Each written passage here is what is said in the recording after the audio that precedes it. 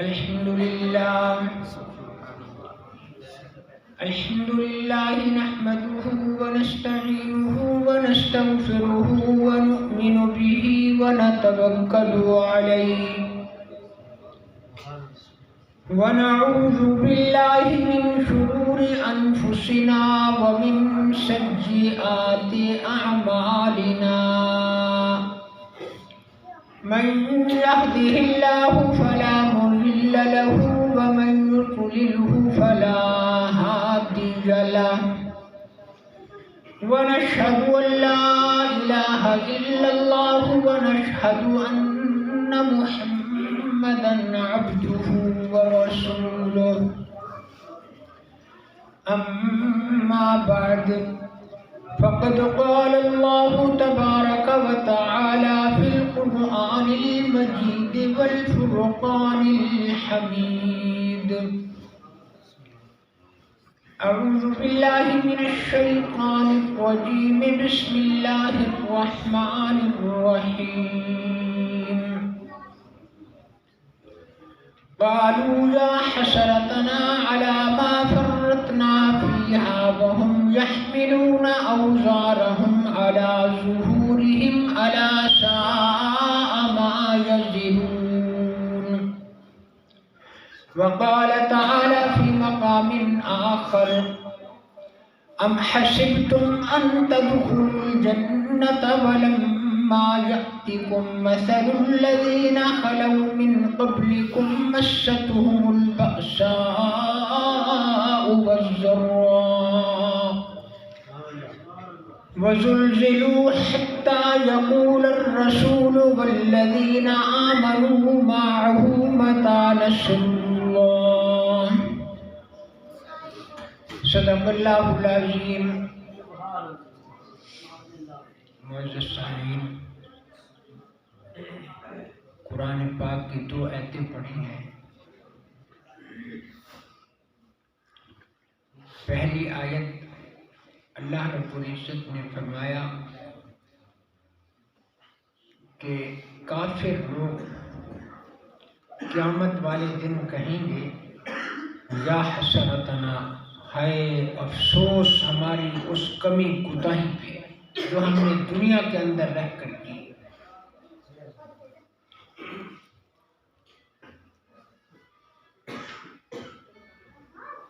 قیامت والے دن جو کمی کوتاہی دنیا کے اندر رہ کر کی ہے اس پر جو ہے افسوس کریں گے، شرمندہ ہوں گے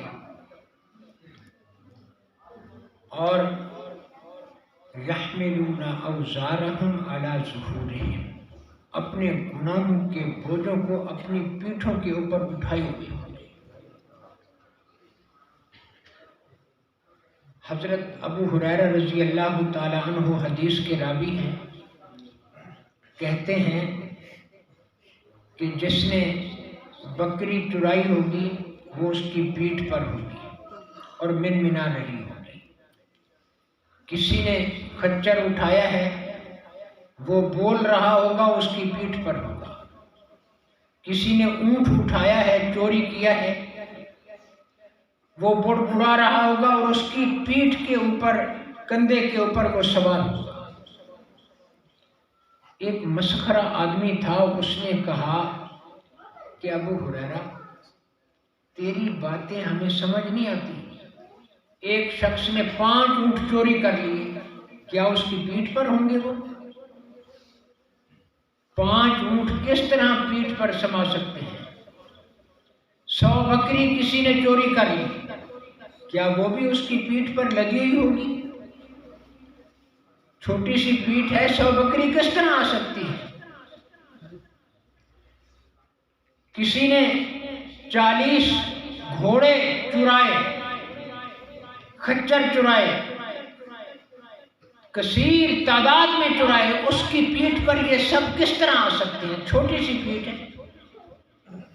ابو ہریرہ رضی اللہ تعالی عنہ نے بڑے عجیب انداز میں اس کو سمجھایا.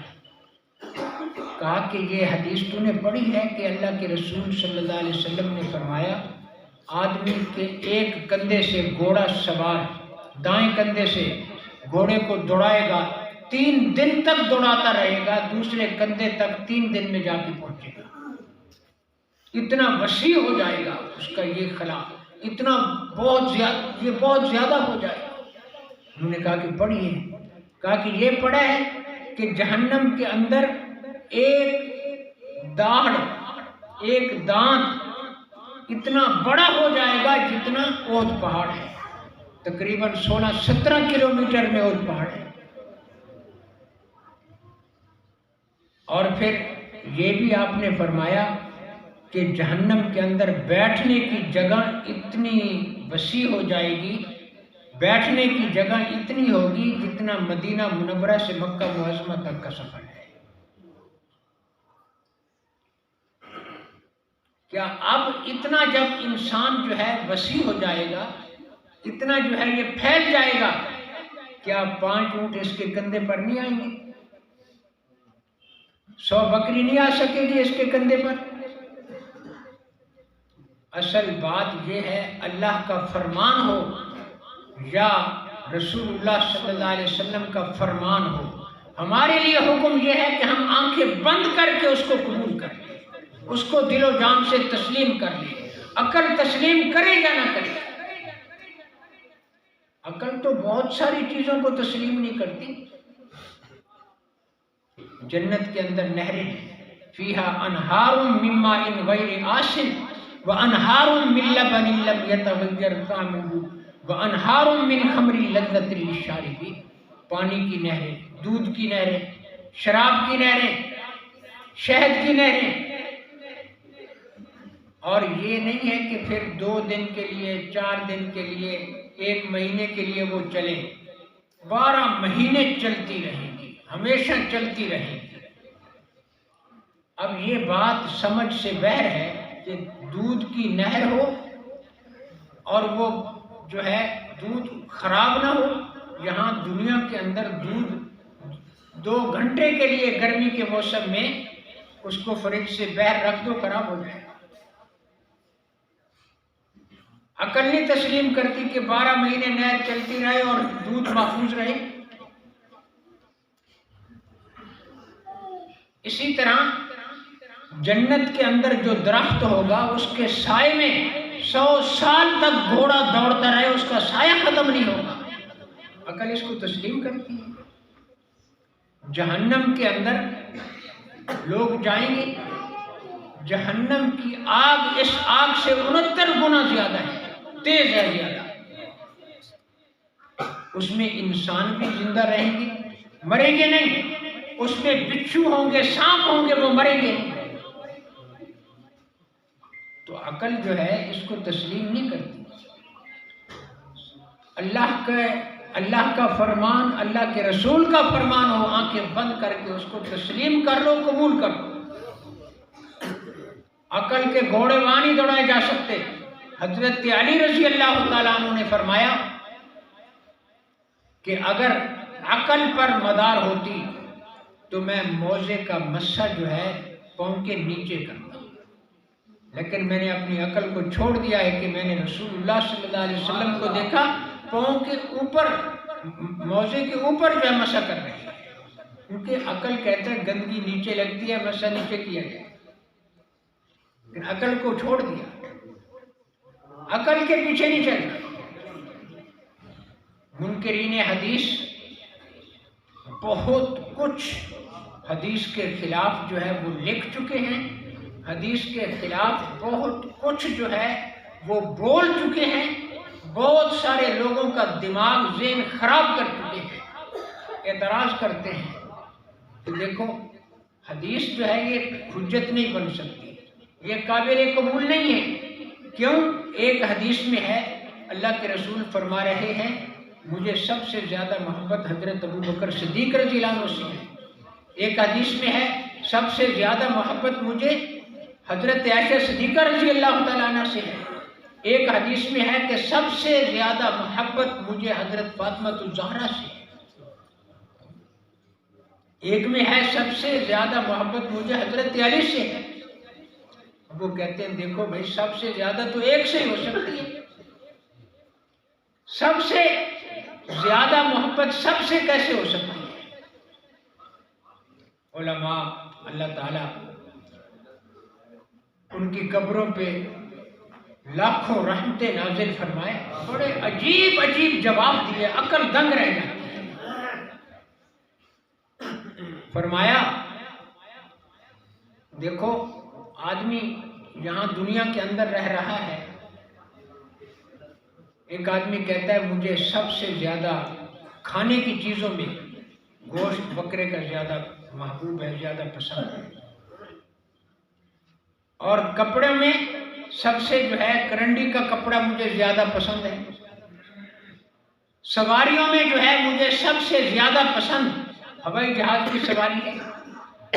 اس طرح تو دیکھو آپ صلی اللہ علیہ وسلم کا مقصد کیا تھا کہ جتنے میرے دوست ہیں سب سے زیادہ محبت مجھے حضرت ابوبکر صدیق رضی اللہ عنہ سے، جتنی بیویاں ہیں سب سے زیادہ محبت مجھے حضرت عائشہ صدیقہ رضی اللہ تعالیٰ عنہ سے، جتنی بیٹیاں ہیں سب سے زیادہ محبت مجھے حضرت فاطمہ الزہرا رضی اللہ تعالیٰ عنہ سے، جتنے داماد ہیں سب سے زیادہ محبت مجھے حضرت علی رضی اللہ تعالیٰ عنہ سے۔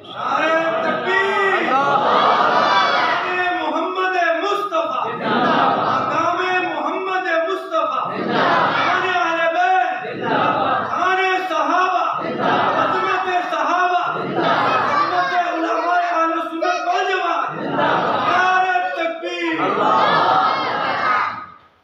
تو بس جہاں پر اللہ کا فرمان اور رسول اللہ صلی اللہ علیہ وسلم کا فرمان آ جائے، آنکھیں بند کرو، بند کر کے ان کو قبول کرو۔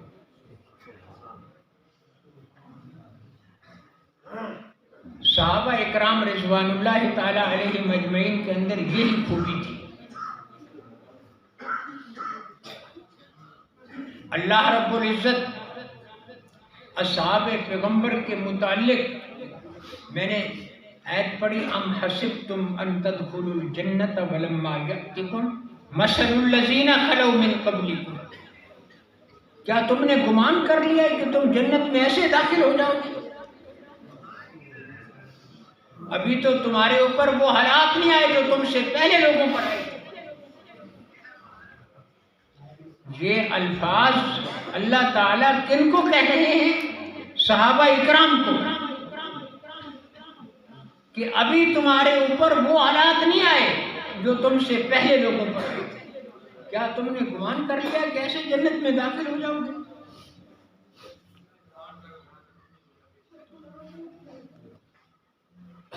خبیب بن عدی رضی اللہ تعالیٰ عنہ بڑے جلیل القدر صحابی ہیں۔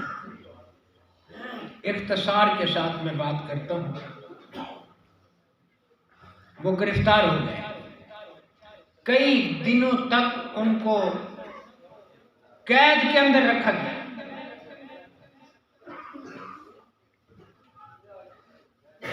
مشرکین مکہ کا انہوں نے بدر کے اندر ایک آدمی مارا تھا،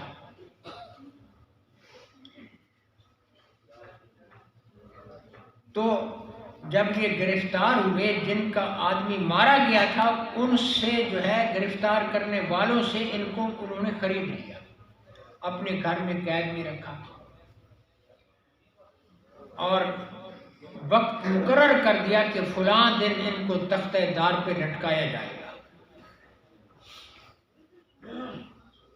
حضرت خبیب بن عدی رضی اللہ تعالیٰ عنہ کا وہ وقت آ گیا جس دن تختہ دار پہ لٹکانا تھا۔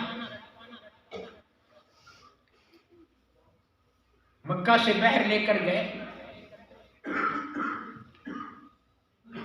ابو سفیان ابھی مسلمان نہیں ہوا تھا، ایک بات اس نے کہا کہ خبیب بن عدی میں ایک بات کہتا ہوں تو اس کو مان لے، میری ذمہ داری ہے، میں تجھے رہا کرا۔ کہا کہ چچا جی بتاؤ کون سی بات ہے؟ کہا کہ تم اپنی زبان سے اتنے الفاظ نکال دو کہ میری جگہ پر محمد الرسول اللہ صلی اللہ علیہ وسلم کو تختہ دار پہ لٹکایا جاتا تو کتنا ہی اچھا تھا۔ حالانکہ یہ الفاظ قرآن پاک کی روح سے حدیث کی روح سے، فقہ اسلامی کی روح سے جان بچانے کے لیے کہہ سکتا ہے من کفر باللہ من بعد ایمانہ الا من اکرہ وقلبہ مطمئن بالایمان، جس پہ جبر کیا جائے، کوئی ریوالور تان کے کھڑا ہو جائے کہ تو اپنی زبان سے کہے کہ میں کافر ہو گیا، شریعت نے اجازت دی ہے کہ زبان سے کہہ سکتا ہے کہ میں کافر ہو گیا، لیکن قلبہ مطمئن بالایمان، اس کا دل ایمان کے ساتھ جو ہے سرشار ہو، مطمئن، اس کے دل کے اندر ایمان جگمگا رہا ہو۔ لیکن صحابی کے ایمان دیکھو پہاڑوں سے بڑا ایمان تھا۔ وہ کہتے ہیں خبیب بن عدی رضی اللہ عنہ، ابو سفیان ایک دفعہ اپنے الفاظ پھر دہراؤ، تم نے کیا کہا ہے؟ انہوں نے کہا کہ میں نے یہ کہا، اپنی زبان سے تم یہ الفاظ کہہ دو، نعوذ باللہ میری جگہ پہ حضرت محمد الرسول اللہ صلی اللہ علیہ وسلم کو تختہ دار پہ لٹکایا جاتا تو کتنا اچھا تھا، تو میں ذمہ داری لیتا ہوں، تمہیں آزاد کرا دوں۔ تو حضرت خبیب بن عدی رضی اللہ عنہ کہتے ہیں گستاخ زبان کو بند کر لے، بے ادب زبان کو روک لے، خدا کی قسم میں تو یہ بھی گوارا نہیں کرتا کہ میرے پیغمبر جہاں پر چل رہے ہیں وہاں ان کے پاؤں میں کانٹا چوبے۔ نعرہ تکبیر، نعرہ محمد مصطفیٰ، نعرہ محمد مصطفیٰ، نعرہ صحابہ، عظمت صحابہ، نعرہ صحابہ، طاقت صحابہ، عدالت صحابہ، نعرہ صحابہ، نعرہ تکبیر۔ ام حسبتم ان تدخلوا الجنة ولما يأتكم مثل الذين خلوا من قبلكم۔ اسی طرح فرمایا احسب الناس ان يتركوا ان يقولوا آمنا وهم لا يفتنون، کیا تم نے کلمہ پڑھ لیا ہے اور تمہیں چھوڑ دیا جائے گا، آزمایا نہیں جائے گا تمہیں؟ وَلَقَدْ فَتَنَّ الَّذِينَ مِن قَبْلِهِمْ فَلَيَعْلَمَنَّ اللَّهُ الَّذِينَ صَدَقُوا وَلَيَعْلَمَنَّ الْكَاذِبِينَ۔ ہم آزمائیں گے، پہلے بھی لوگ آزمائے گئے، ہم دیکھیں گے تم میں سے کون سچا ہے اور کون جھوٹا ہے۔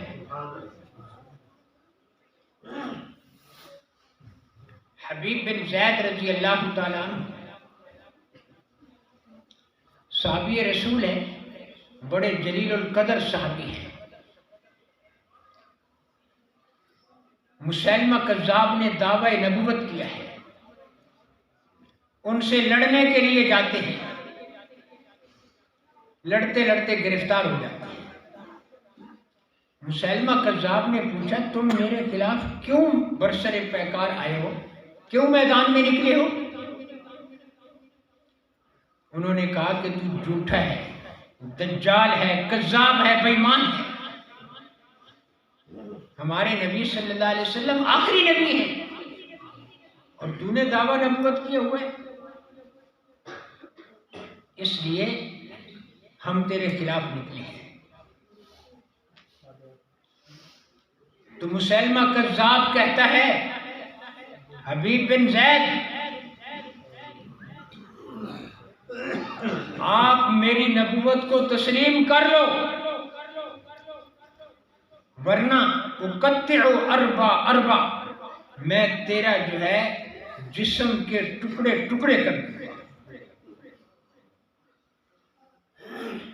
انہوں نے کہا کہ ایسا تو قطعاً نہیں ہو سکتا، جان جا سکتی ہے لیکن تجھے نبی میں تسلیم نہیں کر سکتا۔ اس نے کیا کیا؟ پہلے ہاتھ کاٹا، حضرت حبیب بن زید رضی اللہ عنہ کا ہاتھ کاٹا، پھر جو ہے یہ کلائی سے کاٹا، پھر کوہنی سے کاٹا، پھر یہاں سے کاٹا، اس طرح پورے جسم کے ٹکڑے کر دیے، لیکن وہ اپنے موقف سے نہیں پھرے، اس کی بات کو تسلیم نہیں کیا۔ آج ہمارا بھی ایمان ہے، موازنہ کریں۔ عبداللہ بن حذافہ سہمی رضی اللہ تعالیٰ عنہ حضرت عمر رضی اللہ تعالیٰ عنہ کا دور ہے،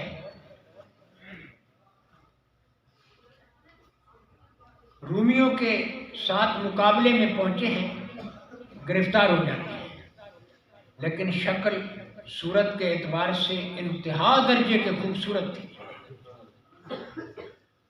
اور انداز گفتگو، طریقہ سلیقہ گفتگو کرنے کا بڑا عجیب تھا۔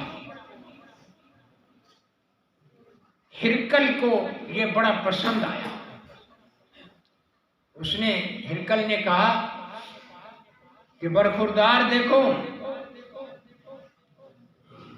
کیسر میرا لقب ہے اور ہرکل میرا نام ہے، میری بات سن لو کہ ازوجو کا ابن تھی، اور اس میری بات کو تسلیم کر لو تو میں کیا کروں گا، اپنی بیٹی کا نکاح تجھ سے کر دوں گا، اشرکو کا فی ملکی، اور اپنی حکومت میں جو ہے تجھے شریک کر دوں گا، تجھے وزیر بنا دوں گا، لیکن شرط یہ ہے تنصر کا، تو نصرانی بن جا، عیسائیت کے مذہب کو قبول کر لے۔ انہوں نے کہا کہ ایک دفعہ پھر وہ الفاظ دہراؤ۔ انہوں نے الفاظ دہرائے، کہا کہ اپنی بیٹی کا تجھ سے نکاح کر کے دے دوں گا، اپنے ملک کے اندر تجھے شریک کر لوں گا، تو وزیر بن جائے گا، وزیر داخلہ، وزیر خارجہ، کوئی وزیر تجھے بنا دوں گا۔ تو انہوں نے کہا والذی نفسی بیدہ، قسم ہے اس ذات کی جس کے قبضہ قدرت میں میری جان ہے، یہ تو ایک ملک کا بادشاہ ہے، تو ساری دنیا کا بادشاہ بن جاتا، خدا کی قسم پھر بھی میں تیری بات کو قبول نہ کرتا۔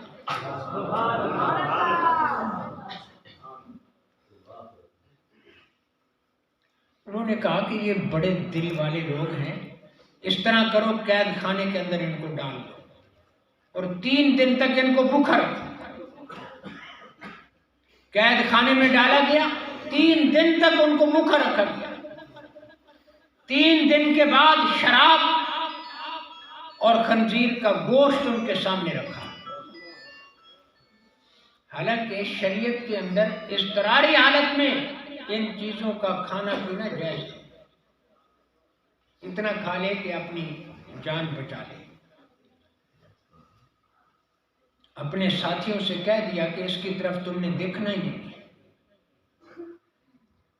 3 دن کے بھوکا رہنے کے باوجود شراب کی طرف نظر نہیں کی، خنزیر کے گوشت کو ہاتھ نہیں لگایا۔ بادشاہ نے کہا کہ ان کے ساتھ کوئی اور حربہ استعمال کیا جائے۔ ایک گڑھا کھدوایا، گرم تیل کا کڑھا اس کے اوپر رکھوایا گیا، نیچے آگ جلائی۔ جب کھولنے لگا تیل، ایک ساتھی کو پکڑ کر اس کے اندر ڈال دیا۔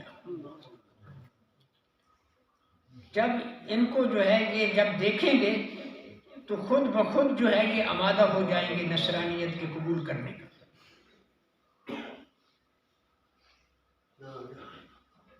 اب جب ساتھی کو ڈالا گیا کڑھا کے اندر، وہ جل جل کے کباب بن گیا۔ کہا کہ اب عبداللہ بن حذافہ تیرے ساتھ بھی ہم ایسے ہی کریں گے۔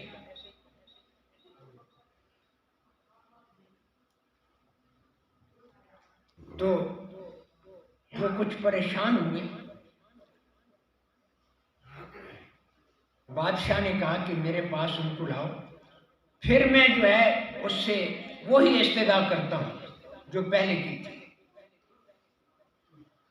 جب ان کو بادشاہ کے پاس لایا گیا، بادشاہ نے کہا کہ دیکھو اب بھی جو ہے میں اس شرط کے اوپر کاربند ہوں، تو نصرانیت کے مذہب کو قبول کر لے، میں تیرا نکاح اپنی بیٹی سے کر دوں گا، تجھے بڑے سے بڑے عہدے پر فیض کر دوں گا۔ نہیں تسلیم کیا۔ بادشاہ نے کہا کہ چلو ان کو بھی لے جاؤ، کڑھا کے اندر ڈالو۔ تو ان کی آنکھوں سے آنسو آ گئے۔ لوگوں نے بتایا بادشاہ کو اب معلوم ہوتا ہے کہ موت سے ڈر گیا ہے، پھر ان سے بات کرو۔ پھر بات کی گئی، کہا کہ اب بھی میری وہی شرائط ہے، وہی مطالبہ ہے۔ تو انہوں نے بڑا عجیب جواب دیا، سونے کے پانی کے ساتھ لکھنے کے قابل ہے۔ کہا کہ بادشاہ میرے رونے نے خدا کی قسم تجھے دھوکے میں ڈال دیا، میں اس لیے نہیں رویا کہ میں موت سے ڈر گیا ہوں، میں تو اس لیے رویا ہوں کہ میرے رب نے مجھے ایک جان دی ہے، خدا کی قسم میرا رب مجھے لاکھوں جانے دیتا، آج میں اس کے راستے میں بخوشی قربان کر دیتا۔ نعرہ تکبیر، نعرہ محمد مصطفیٰ، نعرہ محمد مصطفیٰ، نعرہ اہل بیت، نعرہ صحابہ، حضرت صحابہ، برکت صحابہ، عدالت صحابہ، سخاوت صحابہ، حیاء صحابہ، نعرہ تکبیر۔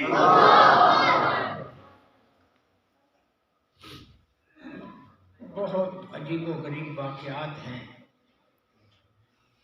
ہم بڑے خوش قسمت ہیں، رب ذوالجلال نے ہمیں بہت ساری نعمتوں سے نوازا ہے۔ نبی دیا تو سارے نبیوں کا سردار، اس امت کو ساری امتوں کو اللہ نے سردار بنایا ہے۔ کتاب دی تو ساری کتابوں کی سردار۔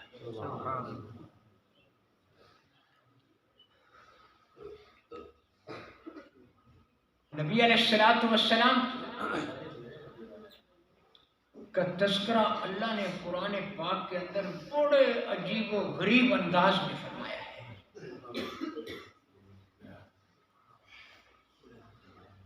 آپ کے چہرے کا ذکر قرآن پاک کے اندر، آپ کی زلفوں کا ذکر قرآن پاک کے اندر، آپ کی نگاہ کا ذکر قرآن پاک کے اندر، آپ کے سینہ مبارک کا ذکر قرآن پاک کے اندر، آپ کے ہاتھ کے اشارے کا ذکر قرآن پاک کے اندر، آپ کی چادر کا ذکر قرآن میں، آپ کے لباس کا ذکر قرآن میں، آپ کے اخلاق کا ذکر قرآن میں، آپ کی رحمت کا ذکر قرآن میں، آپ ہاتھ کی وصف کا ذکر قرآن پاک میں، آپ کے کردار کا ذکر قرآن میں، آپ کے اوصاف کا ذکر قرآن میں، آپ کی گفتگو کا ذکر قرآن میں۔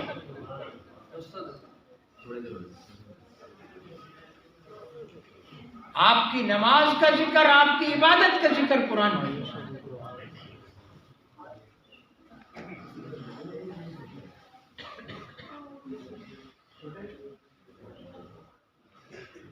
آج ہی میں نے درس دیا ہے قرآن پاک کا،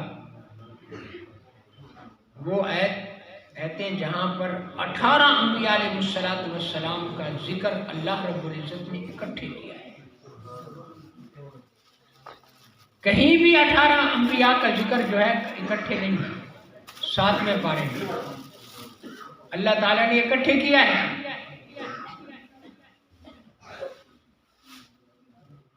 قرآن پاک کے اندر